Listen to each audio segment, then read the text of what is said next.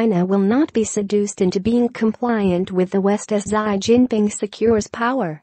The recently appointed Huang Kunming accused Western nations of spreading culture and political values in the People's Daily newspaper.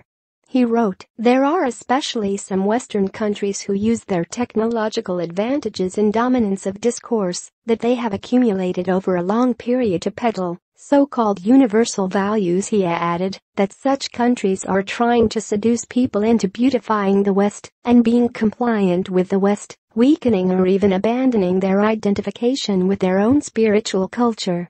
The propaganda chief claimed that China needs to cling to its cultural traditions, unique historical destiny, and national situation. Huang Kunming declared that the only way Beijing can stand tall in the forest of the world's people is by promoting socialist values.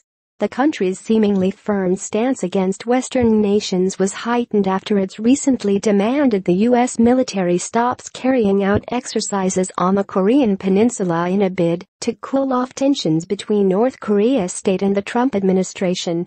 Officials from Xi Jinping's government have told their U.S. and South Korean counterparts to stop carrying out joint drills in the region, exercises that are often used as a show of force in response to military tests carried out by Kim Jong-un's nuclear cronies.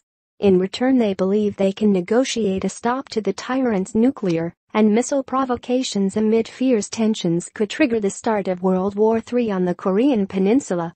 Zheng Shuang, China's foreign ministry spokesman, claims freezing military drills in exchange for a freeze on North Korean missile testing was the best means of achieving peace in the region. He said China sees the freeze-for-freeze scheme as the most reasonable way. The official's comments follow a 12-day tour of Asia by President Trump, in which the Republican firebrand met with China's newly emboldened leader Xi Jinping to discuss bringing an end to the North Korean threat. However, on Wednesday the U.S. president claimed he would not accept freeze-for-freeze plans like those that have consistently failed in the past. Mr. Zheng added, "The freeze-for-freeze move is just for a breakthrough and the first step. The final objective is to peacefully resolve the North's nuclear problem and realize long-term stability on the Korean peninsula."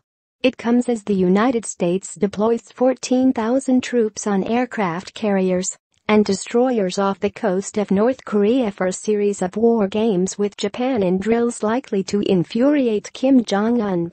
More than 14,000 servicemen will take part in the 10-day exercise, which will see U.S. and Japanese troops performing war games in the waters off Okinawa.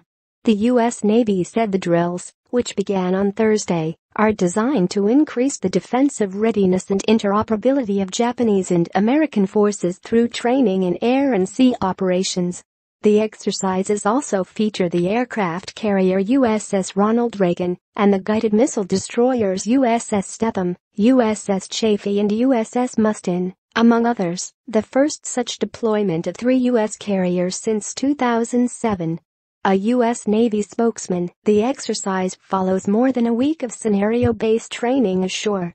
The display of military force is meant to pressure North Korea and make it clear to Pyongyang the U.S. can rapidly mobilize a potent military force.